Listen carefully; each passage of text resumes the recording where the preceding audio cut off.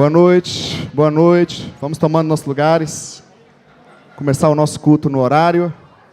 É bom a gente chegar animado, cumprimentando uns aos outros. Mas vamos começar no nosso horário.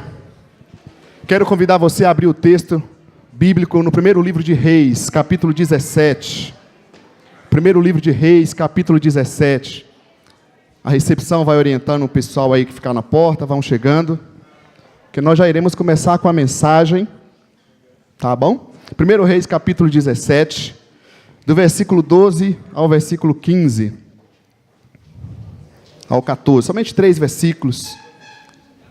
Todos encontraram? 1 Reis, capítulo 17, versículo 12. Algum diácono, por favor, conseguir aquele copinho de água. Cadê a Cidinha, querida? Eu agradeço muito.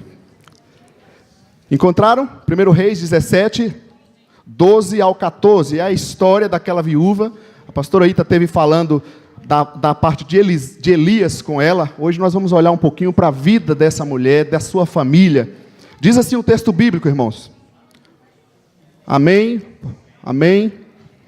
Porém, ela respondeu: tão certo como vive o Senhor teu Deus, nada tenho cozido, há somente um punhado de farinha numa panela e um pouco de azeite numa botija. E vês aqui, apanhei 2 cavacos e vou preparar esse resto de comida para mim e para o meu filho.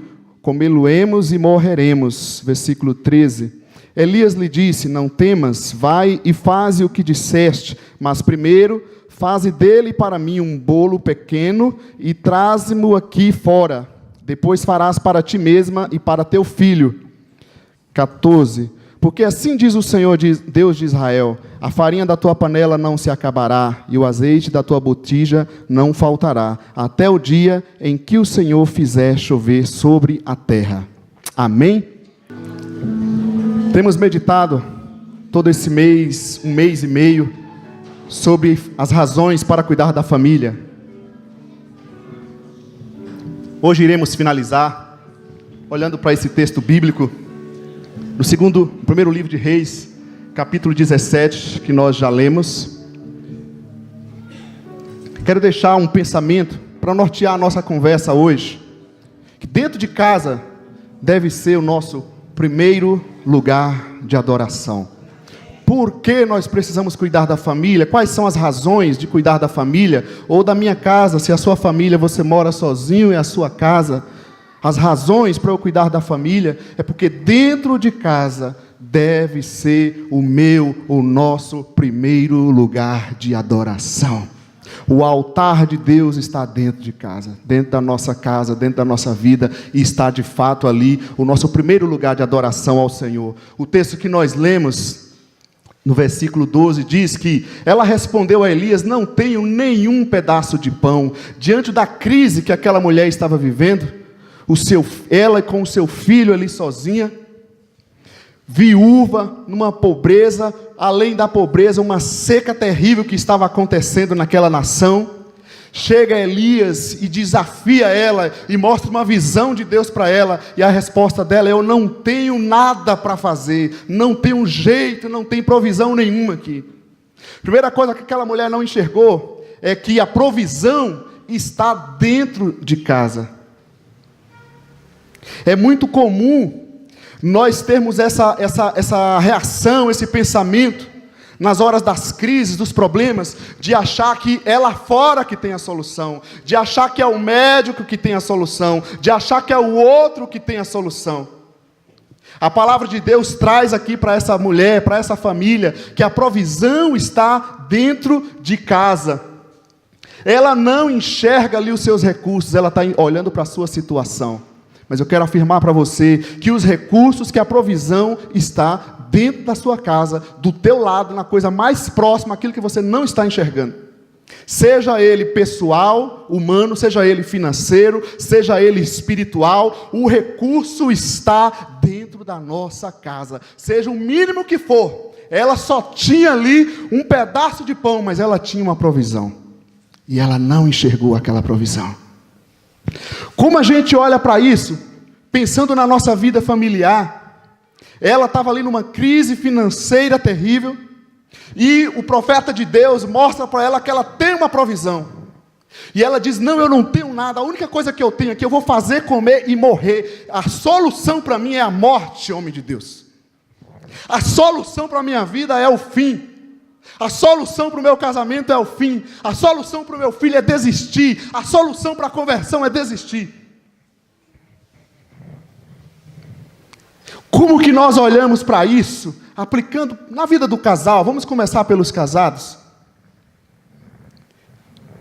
Gente, se o seu cônjuge não quiser uma mudança, não abrir o coração para Deus, você pode levar ele no melhor conselheiro do mundo, você pode pagar todos os profissionais do mundo, você pode fazer sessão do descarrego, do carrego, do forte, do fraco, você pode fazer tudo o que for, se não enxergar a provisão que está ali, não vai adiantar. A ação de Deus não exclui o recurso que está na nossa vida, que está em nós.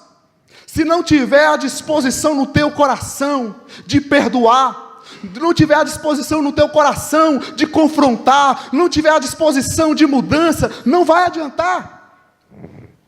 Como casal, se nós não olharmos para o outro, que nós temos ali alguém do nosso lado, que é algo de bom, que tem algo de bom, que tem algo de Deus, apesar dos seus defeitos, é a pessoa que Deus colocou ao nosso redor, do nosso lado, não vai adiantar. Mas nós temos aquela tendência que a grama do vizinho é sempre mais verde. A gente acha que o casamento dos outros está uma maravilha, e só o nosso não presta. Mas como isso se aplica, saindo do casamento, pensando aqui na vida dos pais, quantas vezes nós conversamos com pais, e não basta ser só nós, né? Pode olhar os psicólogos, você papai aí, leva lá seu filho para o psicólogo, fala, ele está com um monte de problema, esse menino precisa de um psicólogo, e aí você leva ele lá, passa um tempinho, sabe o que acontece? Alguns já passaram por essas experiências, né? Eu preciso falar com o pai e a mãe desse menino. Sabe por que isso, gente? Porque a gente não está enxergando que a provisão está dentro de casa. Não é o psicólogo, não é que a gente não deva procurar, não é o pastor, não é o outro, mas é o pai e a mãe que tem que se lembrar que quem é pai, quem é mãe é você. Você é a provisão de Deus para esse menino, para essa menina. É você que tem que restaurar a tua autoridade, tua posição dentro do lar. Foi Deus que te colocou naquele lugar, fraco, com seus erros, com a sua canseira, mas você é o pai, você é a mãe. A provisão está dentro de casa. Não é terceirizando, não é pedindo que o outro faça. Daqui a pouco vai pedir para eu ir lá falar com teu filho para arrumar a cama? Não. Mas não adianta, não tem jeito. Tem jeito. E o jeito está no pai, está na mãe. Tem jeito. Tem provisão. É só o pai e a mãe voltar e dizer, eu preciso retomar a minha função de pai e mãe dentro dessa casa. Mas tem jeito também para o filho. Vamos olhar para a vida do filho. Como é que a gente olha para isso? Não tem jeito. Meus pais são chatos. Só fica perturbando. Não gosta de tudo. Reclama do horário que eu chego. Meu querido, minha querida. Vai chegar a hora que você vai olhar para trás e vai dizer, por que eu não ouvi meus pais melhor? Deus colocou um pai e uma mãe na sua vida. Muitos já perderam seus entes queridos. Você tem um privilégio de ter um pai e ter uma mãe que está te educando, está falando com você. Né, meninos? Ouça. Por mais que às vezes seja chato ao nosso ver, mas quem mais nos ama, quem mais ama, você pode ver, quem mais briga com a gente. Porque quem não liga não está nem aí. Se você está morrendo, está assado, ele não está ligando. Agora, quem se importa com o outro vai falar, até mesmo quando é para cobrar, dizer, não, você não pode ficar desse jeito. Filhos, meninos aqui, desde os mais novinhos, cadê a nossa fé no Senhor? De obedecer papai e mamãe, de restaurar a nossa adoração dentro de casa. Quantas vezes estamos sendo ministrados, ouvindo aqui do ministério infantil, se esforçando, ensinando a palavra. Sabe onde é que eu tenho que obedecer? Lá dentro de casa. Mamãe pediu para lavar a louça, o que é que você faz? Hein, Pablo?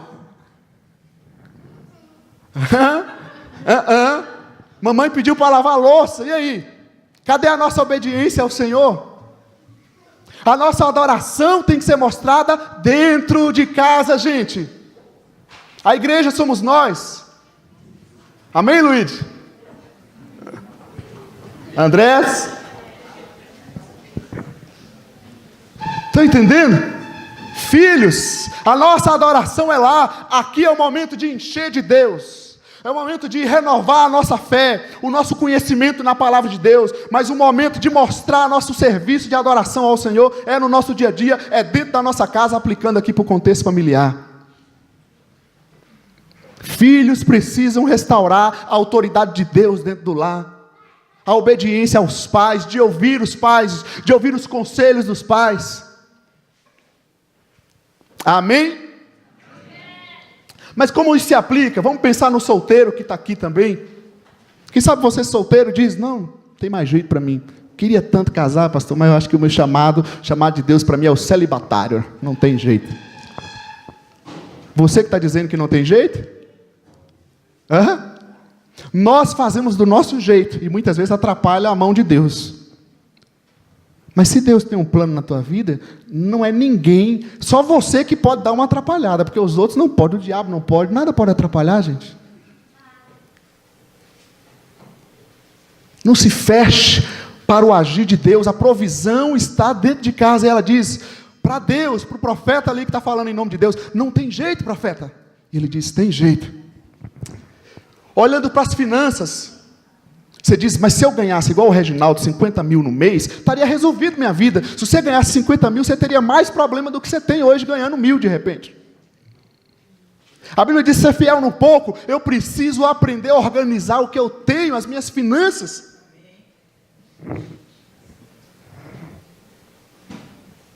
Como isso se aplica nos papéis dentro do lar, na nossa organização como família. O menino, acho que foi a Ita que falou, precisa saber, na hora que o pai está apertado, que não dá para comprar aquele celular, aquela roupa. Isso faz parte da vida familiar, de olhar para a provisão que está dentro da nossa casa e sentarmos como família, porque é ali que precisa estar fortalecido. O lar, a casa, dentro de casa deve ser o nosso primeiro lugar de adoração. Se a família não estiver unida, fortalecida no Senhor, não vai adiantar todas as ajudas forte, oração fraca, sessão do descarrego, do carrego, você pode fazer o que for que não vai resolver. Jesus sempre que ia ajudar alguém, ele perguntava, o que você quer que eu faça? E parecia até meio irônico. Por exemplo, quando você pega em João 5, que tem uma pessoa paralítica há 38 anos, primeira coisa que Jesus pergunta, Daniel, você quer ser curado? Percebe, gente? Deus sempre age, o agir de Deus sempre é assim, dizendo, olha, Roberto, para o que tem na tua mão, porque o meu agir, o meu poder, precisa agir conforme o que você tem na tua mão. E o ser humano tem algo a dar, ele tem algo, ele tem uma provisão que está nele, e se ele não tiver, Deus vai lá e levanta ele, mas tem uma provisão. Amém? Como isso se aplica dentro da nossa casa? Quero pedir você para ler esse texto juntos. 1, 2, 3.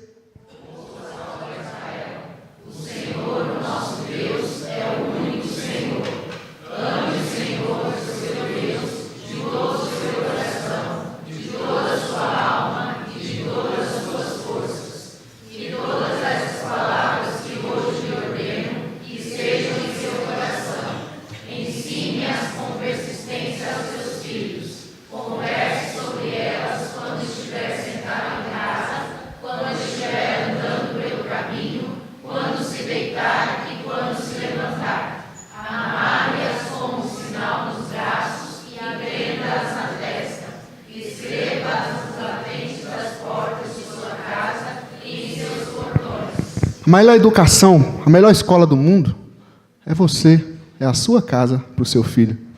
Você pensa, mas eu coloquei naquela escola, estou pagando caro. E a outra escola é evangélica. A melhor escola do mundo tem que ser tua casa. Assim que Deus mostrou para o povo, desde lá do Antigo Testamento. A palavra em primeiro lugar tem que estar em meu coração.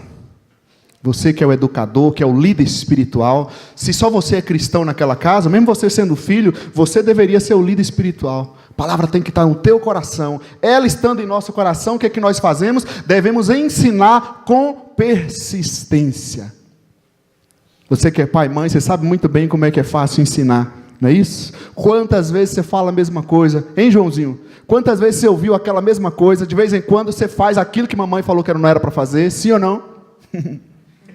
Ensinar com persistência a entender que eu preciso repetir sempre. Porque, gente, a teoria você ouve, é uma informação. Agora trazer isso para a nossa prática é um outro processo. E dentro de casa é o melhor lugar para a gente ver isso.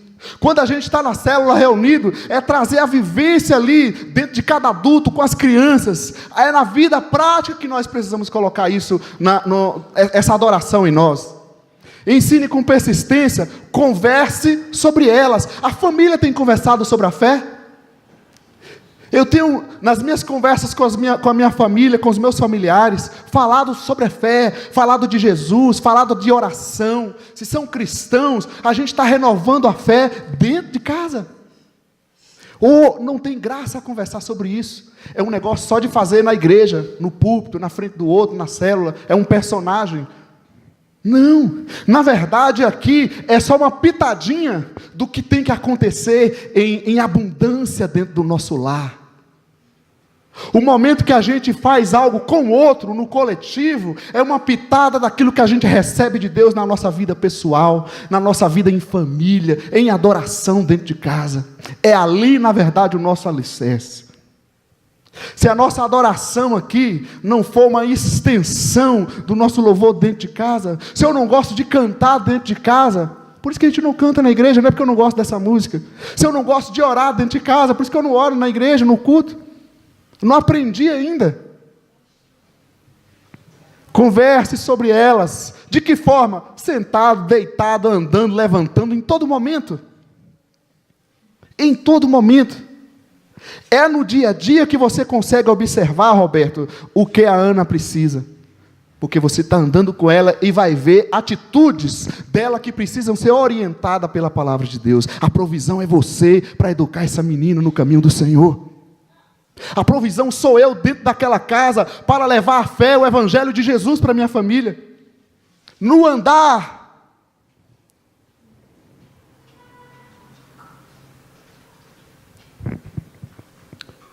E aí ele manda por final, e tenha isso como um sinal. Isso aqui é um lembrete. Não é que você precisa fazer as coisas literais, né? Coloca na testa, coloca no braço. Mas isso aqui são lembretes. Você pode pregar lá na porta e nunca está enxergando, nunca está lembrando. A gente coloca, né, nas portas das casas, os versículos bíblicos, ou essa família abençoada. Mas se isso não é uma palavra que foi ministrada, que foi falada, aquela palavra que eu li, eu tenho que trazer isso para o meu coração. Daí, veja, muitas vezes a gente tem pegando só o WhatsApp da vida, você recebe 300 versículos bíblicos num dia, né? Qual que você conseguiu guardar no coração? É igual comida. Você chega naquele rodízio, você come, você sai de lá, você não sabe o sabor de nada mais, você está só na gula. E a gente precisa saborear, trazer. Por quê, gente? Porque dentro de casa deve ser o meu primeiro lugar de adoração. A provisão para a sua família, seja ela nas finanças, na oração, no diálogo, na vida espiritual, está dentro da tua casa. Você pode não estar enxergando ainda, mas está lá dentro, está dentro de você. A provisão para a nossa vida, para viver uma vida conforme Deus quer, está nas nossas mãos. Pode ser um punhadinho de massa de pão, mas é esse punhadinho de massa de pão que Deus vai usar. Dentro de casa deve ser o nosso primeiro lugar de adoração. Primeiro, por que isso? Porque dentro de casa há a provisão. Em segundo lugar, é dentro de casa que nós aprendemos a enxergar a prioridade de Deus na nossa vida. Se nós não enxergamos a provisão de Deus dentro da nossa casa, você não vai enxergar com revelamento nenhum. Mas também nós precisamos enxergar a prioridade de Deus. Olha o que o texto que nós lemos no início diz, gente. Elias, porém, lhe disse: não tenha medo, vá para casa e faça o que disse, mas primeiro faça um pequeno bolo com o que você tem e traga para mim, e depois faça algo para você e para o seu filho. É forte, né? Porque a mulher viúva já não tinha nem o que comer direito, já não tinha dinheiro, não tinha o sustento. O outro detalhe é que o restinho de comida que tinha era para ela fazer um pedaço e morrer, porque não dava nem para continuar vivendo mais. Segundo, terceiro, a nação estava numa seca terrível, não havia provisão em lugar nenhum. Agora vem a palavra de Deus, pensa bem, e diz: vá e faz o que você está dizendo que você vai fazer, vai lá e faça na sua casa com o que você tem, com esse pouquinho de provisão que você tem. Agora, primeiro, não leva para o seu filho não, viu, Júnior? Não é o Caio. Traga primeiro aqui. Você tem e eu tenho duas alternativas. Ou a gente diz: isso é um absurdo, isso aqui não é a palavra de Deus, vamos rasgar esse negócio. Que é isso? Está amarrado. Ou a gente diz: a palavra de Deus. Eu preciso entender o que Deus quer falar comigo. Nós entendemos que isso é uma questão de prioridade, porque o profeta ali representa Deus. É diferente, hoje eu estou aqui ministrando com base nesse texto escrito, não é isso? A palavra de autoridade é a palavra escrita, que eu tenho que me submeter a ela e explicar para nós aqui. Agora, o profeta naquela época, ele era a voz de Deus diretamente. Os apóstolos, ele era a voz de Deus diretamente, ele não tinha a palavra escrita, foram eles que escreveram. O profeta aqui é o representante de Deus. Agora pensa comigo, gente. Eu realmente tenho entendido isso dentro de casa. Tenho olhado para o meu cônjuge, para o meu filho, para o meu parente, para a minha avó, para quem mora comigo, para o meu ambiente familiar, e tenho percebido que Deus está ficando em primeiro lugar dentro da minha família, dentro da minha casa, dentro dos meus parentes. É por isso que eu preciso cuidar da minha família, para colocá-la, para ensiná-la a colocar Deus em primeiro lugar. O meu filho, desde pequenininho, tem que aprender que Deus tem que estar em primeiro lugar. Deus tem que ser prioridade. Nós seremos testados na nossa vida. A gente gostando ou não, a gente sempre vai ser testado, para ver qual é o lugar que Deus está na nossa vida. É bonito falar de boca, né? Eu gosto de canto, a gente fala, ora, mas vai vir o teste. Vai vir uma situação que vai dizer: será que Deus realmente está em primeiro lugar na minha vida? Todos nós seremos testados. A gente pode lembrar dos discípulos. Lembra, os discípulos, Pedro chegou e falou para Jesus assim: não, o pessoal vai te legar, mas fica tranquilo, Jesus, eu vou estar contigo lá, não vou te abandonar de jeito nenhum. E não está errado, ele se expressou, ele queria aquilo. Mas Jesus chegou e chamou ele no canto e falou: Pedro, eu tenho que te falar, Deus ainda não está em primeiro lugar na tua vida, você ainda vai me negar. Pai, mãe, você tem que chamar seu filho e dizer: não, filho, não é isso. Não é assim que tem que fazer. É o papai do céu que tem que estar em primeiro lugar na nossa vida. Agora, olha para essa mulher, viúva, nessa situação. Ela ir lá primeiro, olha a fé dela, de levar primeiro ao profeta e não ao seu filho. Pai, mãe, fala a verdade, você faria isso só por um milagre de Deus? Porque fé é um milagre.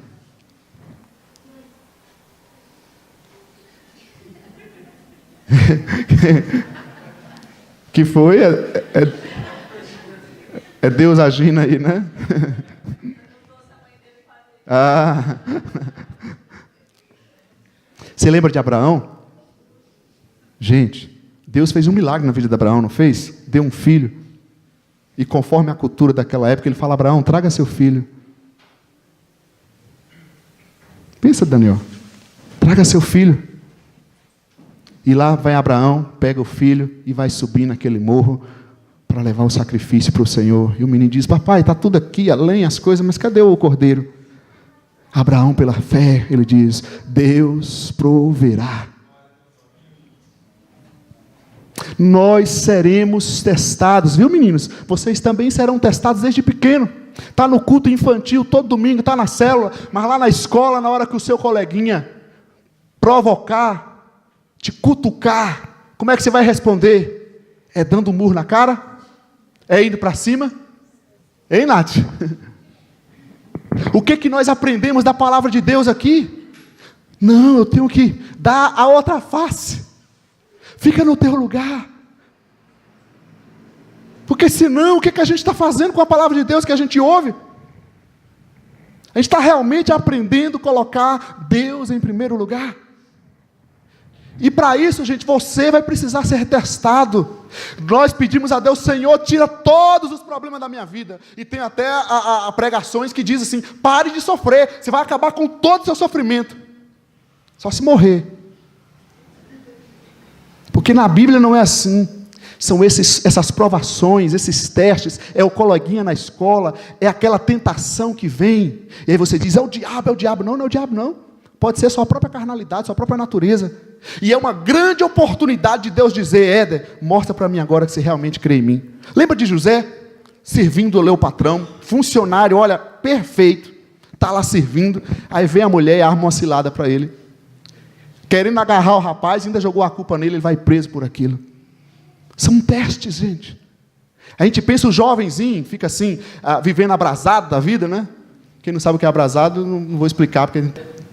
E aí ele acha que casando vai resolver todas as coisas. Não. Você tem que provar uma sexualidade santa na presença de Deus agora, já como solteiro.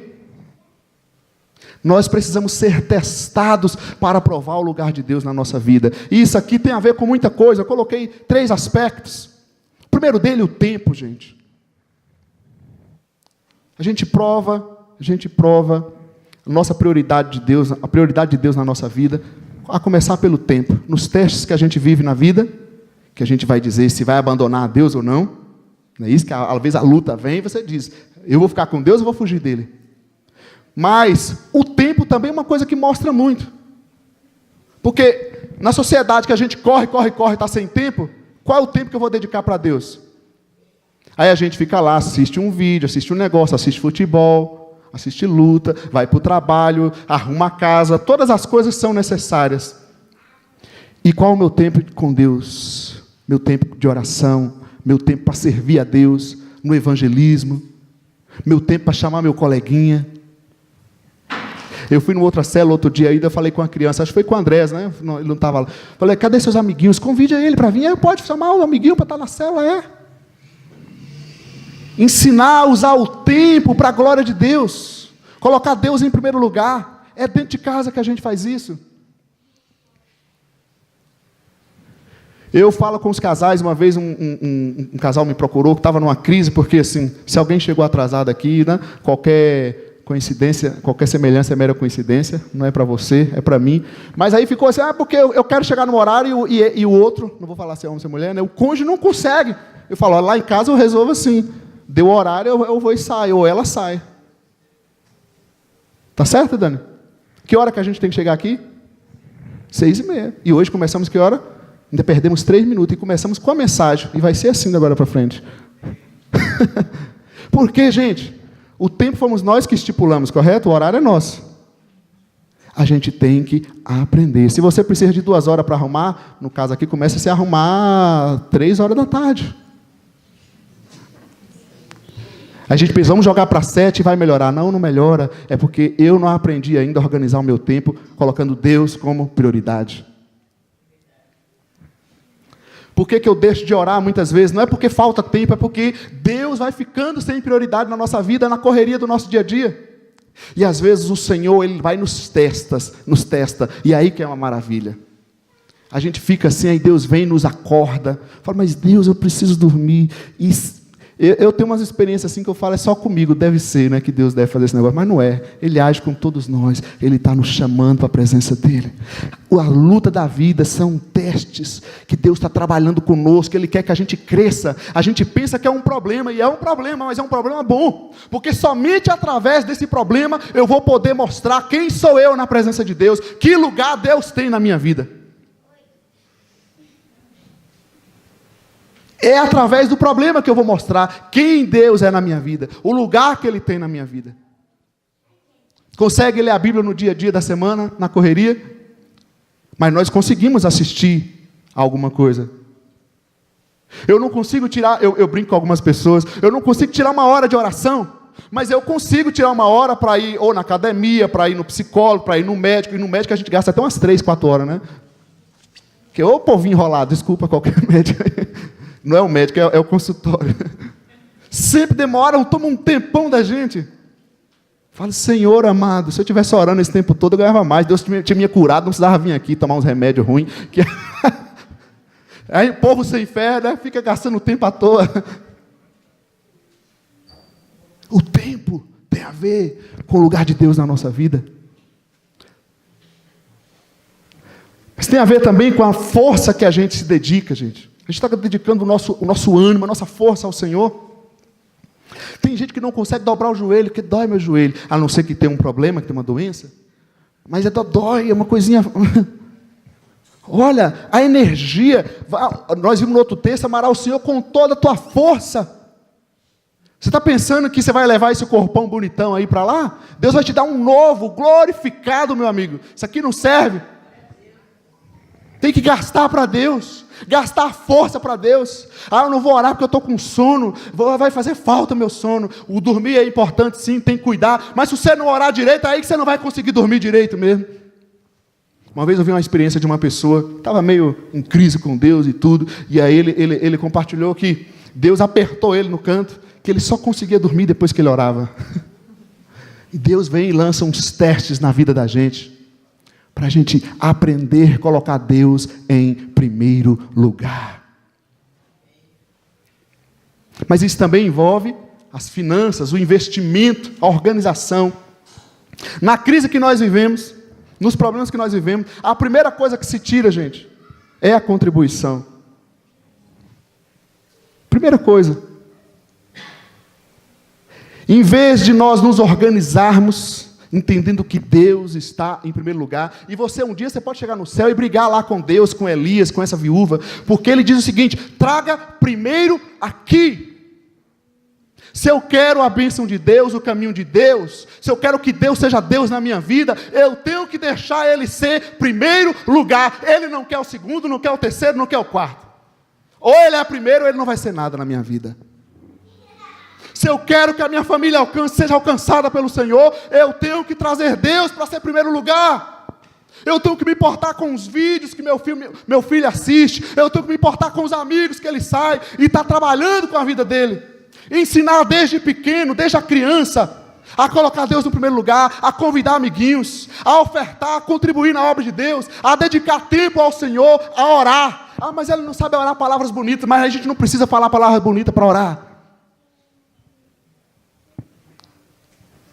Aí chega aquele dia na célula, Daniel, faltou todo mundo, só você, a esposa e os 2 filhos. Olha que bênção, 4 pessoas. E uma maravilha, a parte principal, o seu lar. E muita gente diz, não veio ninguém. Como não veio ninguém? Tua família está lá, não veio ninguém? Meu querido, dentro de casa é que está a prioridade. Jovem, crianças aqui, volte ao lar. A nossa adoração a Deus precisa ser demonstrada, provada dentro da nossa casa. Muitas vezes dentro de casa nós estamos vendo o outro fazendo coisa errada. E você está sendo conivente com o erro. Pior pecador é esse. Não só faz, mas é conivente com o outro que está fazendo. Alguns textos aqui que nos ajudam a perceber um pouquinho mais disso. Já citei, Mateus 6,33. Busquem, pois, em primeiro lugar o reino de Deus e sua justiça, e todas essas coisas lhes serão acrescentadas. Às vezes eu mando uns parabéns para as pessoas, aí olha, parabéns, Deus te abençoe, que Ele seja primeiro lugar na tua vida e tudo lhe seja acrescentado. Se você já recebeu, não acho que isso foi só para você, não, foi indireta, não. Eu mando isso para todo mundo. Não é que você precisa pôr, todos nós precisamos. Porque é engraçado a gente falar, Deus abençoe, não é assim? Mas para Deus abençoar, a pessoa precisa aprender a colocar Deus em primeiro lugar na vida dela. Senão Ele não vai abençoar. Ele não vai agir desse jeito. E esse negócio de Deus te abençoe é muito complicado. Eu tenho uma crise, a gente fala porque é uma questão mais tradicional. Mas devia falar, olha, deixa Deus te abençoar. Porque Ele está disponível, Ele quer fazer, mas Ele só vai fazer se o teu coração se dobrar diante dele. Não é verdade? Olha esse texto. Você pode ler comigo? 1, 2, 3.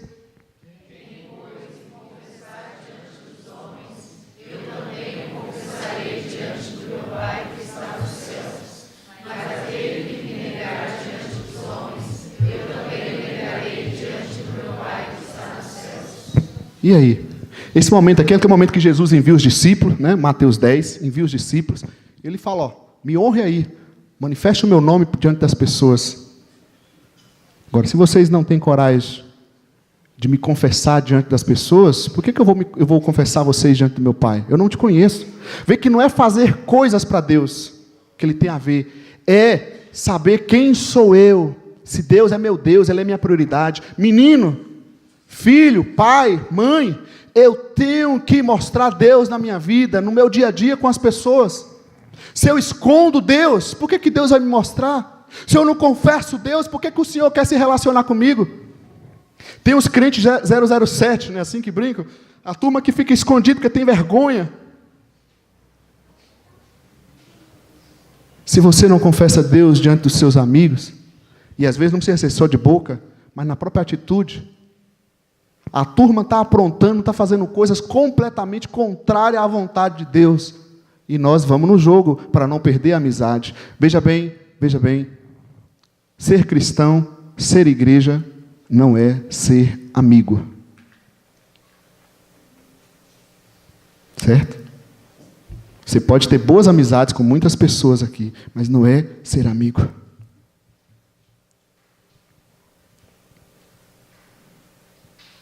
Jesus não nos chamou, Éder, para sermos amiguinhos, ser o melhor amigo um do outro. A gente pode até construir grandes amizades aqui. Jesus nos chamou para ser parceiro de oração, discípulo um do outro, andar junto pela fé. Nós podemos até discordar em muitas opiniões, podemos até brigar, mas o sangue de Cristo que corre aqui fala mais alto do que qualquer opinião, do que qualquer contenda. Percebe? Então a gente pensa assim que ser igreja é eu andar com o meu grupinho de amigos. Não, isso é partidarismo, é uma amizade, muitas vezes é uma panelinha que exclui o reino de Deus.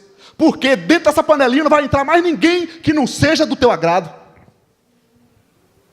Célula não é panelinha, onde a gente fica só com o grupinho que a gente quer.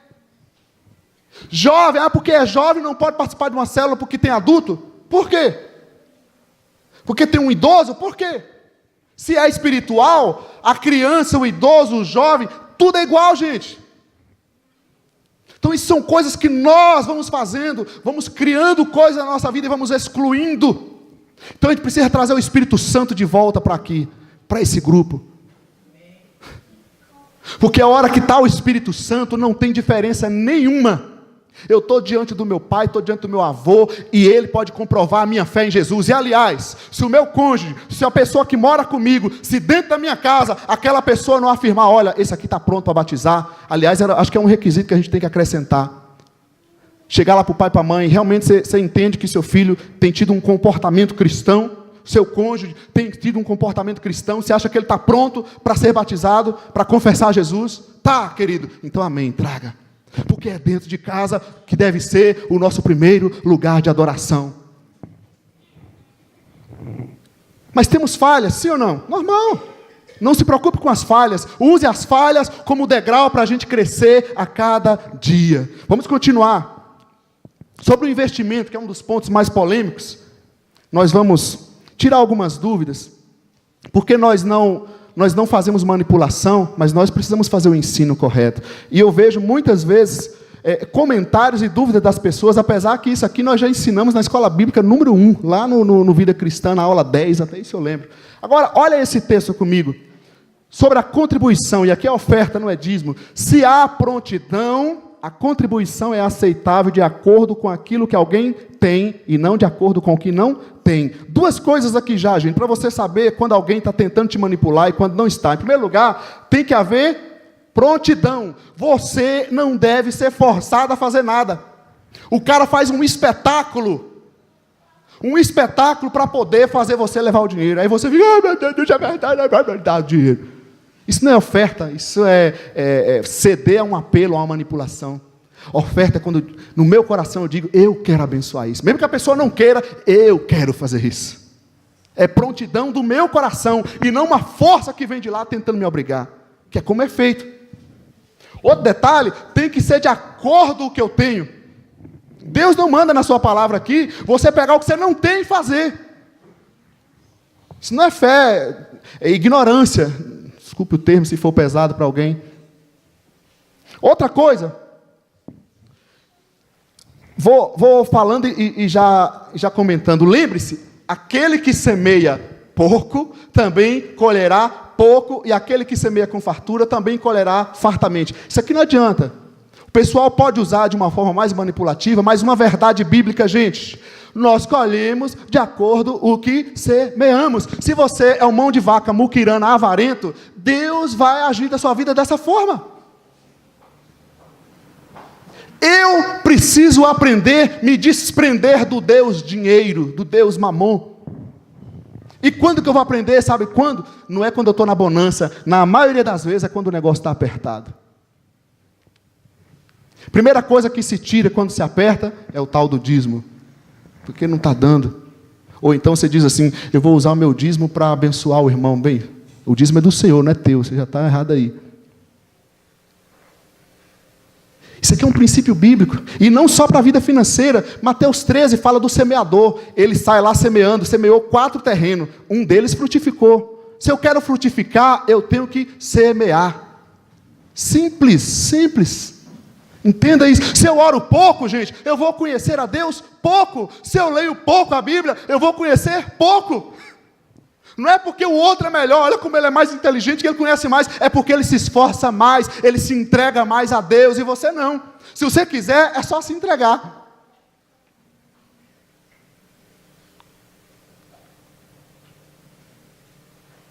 O que você faz de 12:00 às 6? Leia a palavra, coma, estude. Se eu não me dedico ao Senhor, não semeio, eu vou colher pouco. Eu tenho que me derramar mais diante de Deus, eu tenho que orar mais diante do Senhor, eu tenho que clamar mais diante do Senhor. Será que eu vou esperar o problema vir terrível para aprender isso? Não, você não vai aguentar, e quem sabe não vem porque você nem aguenta. Porque qualquer dorzinha de unha a gente já está arrepiando, você imagina na hora que vir um problema maior. Isso aqui é um princípio, aquele que semeia pouco, colherá pouco. Doa quem doer. Cada um dê conforme determinou em seu coração, que a gente já viu no outro texto, não com pesar ou por obrigação, pois Deus ama quem dá com alegria. Agora, olha isso, e Deus é poderoso para fazer que lhe seja acrescentada toda a graça, para que em todas as coisas, em todo o tempo, tendo tudo o que é necessário, vocês transbordem toda boa obra. Isso aqui é um princípio bíblico.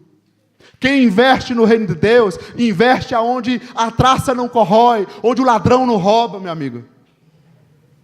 Aprenda a colocar Deus em primeiro lugar, no seu tempo, na organização das suas finanças, na sua vida em família. Coloque Deus em primeiro lugar, se você quer experimentar da graça abençoadora do Senhor. Organize a tua vida. Amém? Por que isso? Porque dentro de casa deve ser o meu, o seu, o nosso primeiro lugar de adoração. Amém? Primeira razão é que a provisão está dentro da nossa casa. Amém? Provisão está dentro da nossa casa. É você, é o seu punhadinho de pão, é a tua pequena força, a fé. A provisão está dentro de casa. A segunda razão é que nós precisamos aprender a colocar Deus em primeiro lugar, ser prioridade na nossa vida, na oração, no tempo, no esforço, no investimento. Deus precisa ser o centro da nossa vida para que Ele possa prosperar e nos abençoar em tudo que Ele tem a fazer na nossa vida. Em terceiro lugar e último, o que nós vemos nesse texto é o conhecimento. O conhecimento de Deus se dá dentro do lar. O que o texto diz aqui? Eu coloquei 2 versículos apenas, o versículo 15 e o 24. Olha, ela foi e fez conforme Elias lhe dissera. E aconteceu que a comida durou todos os dias para Elias e para a mulher e sua família. O versículo 24, então a mulher disse a Elias, agora sei que tu és um homem de Deus e que a palavra do Senhor vinda da tua boca é a verdade. O que acontece aqui em primeiro lugar, gente? Que a fé dela é provada. O conhecimento de Deus não se dá somente pela informação, pelo cognitivo, pela teoria, pela historinha bíblica, viu, criança, que você aprende.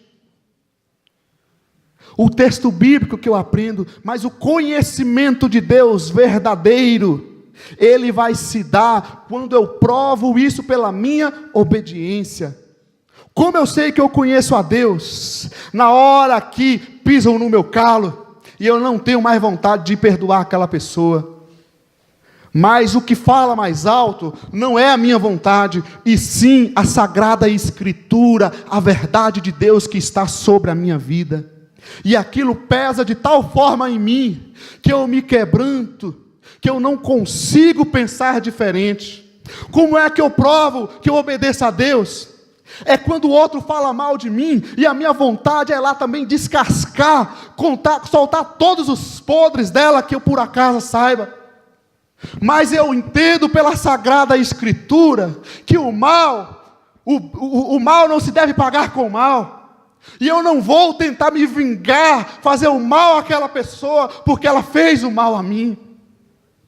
E não é porque eu não queira, é porque eu obedeço algo que é sobrenatural, que é muito mais forte do que a minha própria vontade. Como é que eu provo a minha obediência ao Senhor? É quando Ele diz: faz isso, seja fiel a mim, me priorize, assuma a sua responsabilidade de pai e de mãe, se coloque em oração, me busque, e eu vou lá e faço. Entenda o seguinte: amar é provado, o amor tem que ser provado. Falar de boca é bonito e é gostoso, se ouvir do teu maridão ou da tua família: eu te amo, mamãe, coloca no Facebook, parabéns pelos dias do namorado, eu te amo, isso é uma maravilha. Agora isso precisa ser provado com atitude. Deus amou tanto o mundo, que Ele disse: olha, gente, como eu amo vocês, vocês são os lindinhos do meu coração. Foi assim, Ana? Como é que Deus provou o seu amor para nós? Ana Clara? Dando seu Filho. João 3,16. E Romanos 5,8. Deus provou o seu amor para conosco, sendo nós ainda pecadores, oferecendo Jesus para morrer por nós. O amor, ele precisa ser provado. Aqui está o nosso verdadeiro conhecimento de Deus. Se eu conheço a Deus, o apóstolo João vai dizer em 1 João 2,3: se vocês me conhecem, me obedeçam. Se vocês me amam, me obedeçam. Mas aí você diz assim: mas Léo, eu fiz lá o curso, eu estou ouvindo a palavra, eu entendo o que é, mas eu ainda não tenho forças, eu ainda não consigo fazer. Continue nesse caminho. Isso é a vida cristã. Isso é a vida cristã. É eu aprender, trazer essa verdade que eu ouvi, com fé no meu coração e com arrependimento, com a postura de quem quer obedecer, deixar com que essa verdade interiorize em minha vida e mude o meu comportamento, mude o meu jeito de agir, mude o meu jeito de falar, mude o meu jeito de viver, mude o meu jeito de lidar com os problemas e com as bonanças. É quando a verdade de Deus que eu ouvi, que eu sei que é a palavra de Deus, ela é interiorizada e afeta o meu sangue, afeta os meus órgãos, ela mexe com o meu comportamento. É aí que eu vou estar vendo de fato quem Deus é, o Deus glorioso, vivo, santo e poderoso. É na minha prática que eu vou conseguir dizer: Deus, Tu és realmente esse Deus que eu ouvi. Porque antes eu só te conhecia de ouvir, de ler, mas agora eu te experimento. Isso eu preciso ser provado, ser testado e trazer a minha obediência ao Senhor. Isso não é fácil.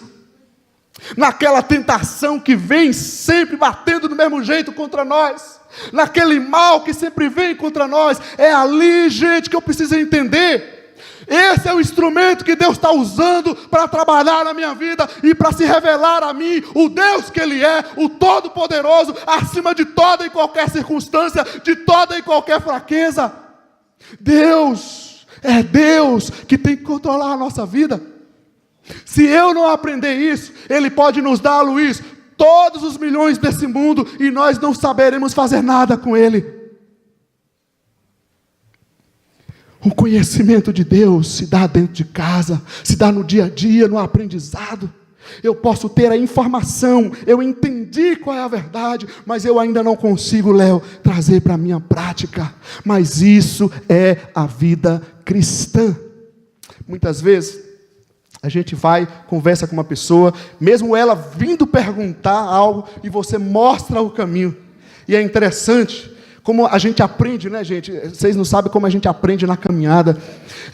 Onde a pessoa, ela resiste àquilo que é a própria orientação. Muitas vezes é ela própria mesmo buscando, querendo, o que deve ser feito? Ou deve ser feito isso. Mas se esse coração aqui não conhece a Deus ainda, ele pode conhecer em conhecimento, conhecer a verdade, mas a verdade ainda não tem sido interiorizada. Ela resiste, ela diz não. E o que você pode fazer? Nada.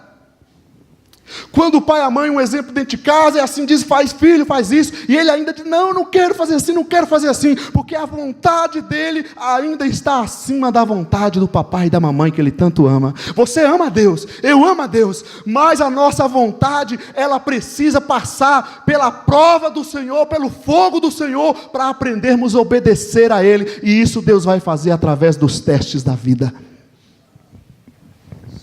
Isso é um verdadeiro conhecimento de Deus. Ela foi lá e fez o que Elias mandou. E não é que ela foi forçada. Tem muita gente forçando as coisas. Eu preciso forçar a pessoa para evangelizar. Aí eu trago aqui, olha, o Juninho está fazendo. Não, gente, não vou forçar ninguém a fazer nada. Se o Espírito Santo não penetrar o teu coração, não fazer um rebuliço na tua alma, não adianta fazer regrinha, não adianta fazer pressão, não adianta fazer força nenhuma, se não for o Espírito de Deus. Em muitos momentos de busca ao Senhor, quem sabe até aqui, não estou reparando ninguém, mas muitos momentos de busca ao Senhor, nós vemos do nosso lado, às vezes num retiro, num lugar, você está lá buscando, dobra o joelho, e você vê do teu lado, ou mesmo na célula, a gente aprende, eu estava numa célula ontem, a pessoa compartilhando da dificuldade, né, de orar em grupo, de aprender ali, e isso é o verdadeiro aprendizado. Mas muitos momentos, sabe o que eu vejo? Parece que tem pessoas que elas não querem. Porque é ruim se dobrar ali, gastar tempo em oração, não é verdade? Fechar o olho. Estou falando com quem? Está vendo que não conhece a Deus? Porque o conhecimento de Deus é sobrenatural. Pode ter uma verdade aqui na cabeça, um conhecimento, uma informação, mas não a revelação do sobrenatural de Deus. Isso é fé. Eu gastar um tempo conversando com alguém que eu não estou vendo, crer no poder de alguém que vai se manifestar, que eu ainda não estou vendo.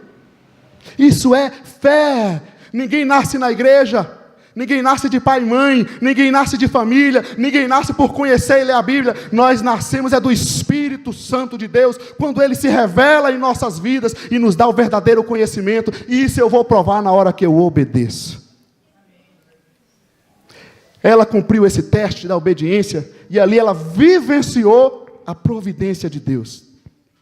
Nós queremos a providência do Senhor. Agora, para eu experimentar a providência de Deus, eu preciso aprender, gente, a obedecer. Abraão experimentou a providência de Deus? Sim. Mas ele cumpriu, ele obedeceu o que Deus pediu? Sim. Então a gente quer que venha a providência, mas a gente não passa no teste da obediência. Se Deus colocasse um teste maior, a gente seria reprovado. Talvez por esse misticismo maluco que a gente tem, que a gente diz é o diabo, é não sei o quê. Não, eu vejo na verdade as lutas, os problemas, as tentações, até mesmo o diabo como instrumento de Deus para vir trabalhar na minha vida e me fazer crescer. Até mesmo os inimigos é um instrumento de Deus para me fazer crescer. Aquela pessoa que te perturba no trabalho e você diz, eu queria matar aquela pessoa, você vai matar o agir de Deus na sua vida, que é o instrumento de Deus para te ensinar, para te fazer crescer. Prove pela obediência e você vai poder desfrutar da grande providência de Deus. Acontecendo isso, sabe o que houve? Ela disse, agora eu sei que o que vem da tua boca é a verdade. O conhecimento se dá pela real experiência com Deus. E a real experiência com Deus tem que passar pelo teste da obediência, tem que provar da providência de Deus. Quem ainda não experimentou da providência de Deus, do toque de Deus, do perdão de Deus, da cura de Deus na alma, não vai entender quem Deus é. Isaías 6, ele diz, ele tem um momento com Deus, ele para olhando para ele mesmo, ele diz: Senhor, eu sou um homem pecador, de lábios impuros, e Tu és santo. Tem gente que acha que ele não tem pecado nenhum, que ele é o bambambam, a última bolachinha do pacote, e diz que é cristão coisa nenhuma, não sabe ainda o que é conhecimento de Deus.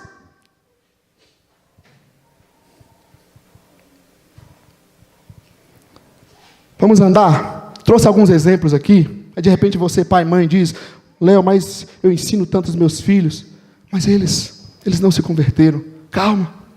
Quero te lembrar que Elias, sacerdote Elias, profeta Samuel, tiveram filhos não convertidos. Então às vezes o pai, a mãe, a família se entrega ao desânimo em não ver ainda acontecendo na vida da família algo. A gente não tem que se entregar ao desânimo, a gente tem que se render nas mãos de Deus. Como a Ita falou a semana passada de Ana. Ela tinha um problema, mas ela foi no endereço certo, ela vai buscar o Senhor. Então calma. Aquilo que não aconteceu, aquilo que não está do jeito que deve ser, tenha paciência. Mas a gente também tem exemplos bons, poderia citar Timóteo, um grande discípulo do apóstolo Paulo, um jovem pastor que assumiu aquela comunidade. No entanto, ele já tinha bons exemplos da sua avó, da sua mãe, dentro de casa, dentro da família, aprendendo da palavra de Deus. Hein, Robson? Olha o Davi aí, o rei Davi que Deus colocou, olha a provisão de Deus na história de vocês. Vocês são responsáveis. Entende? E por último, eu poderia olhar para a igreja do Novo Testamento, e diz que a igreja do Novo Testamento, que nem tinha templo, porque o templo era dos judeus, se reunia no pátio do templo e partia o pão em suas casas. Juntos participavam das refeições com alegria, sinceridade de coração. A casa deve ser o primeiro lugar de adoração. Quando nós falamos de célula, nós não falamos de modismo. Nós falamos de andar junto, aprender um com o outro. Se eu não estou disposto em aprender com meu irmão, meu querido, significa que você pode não estar tendo conhecimento de Deus pela sua experiência ainda, não está disposto de ouvir um irmão discipular, orientar. Como vai estar disposto de ouvir a palavra de Deus se eu não aprendo me submeter ao outro? Não estou nem dizendo do líder, mas do irmão. A Bíblia diz em Efésios 5, submetei-vos uns aos outros.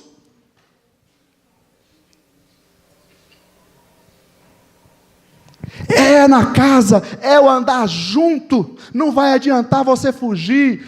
Nós temos que aprender, é vivenciar o conhecimento de Deus. É passando por esses testes que eu vou crescer na fé, que eu vou conhecer mais e mais do Senhor. Amém?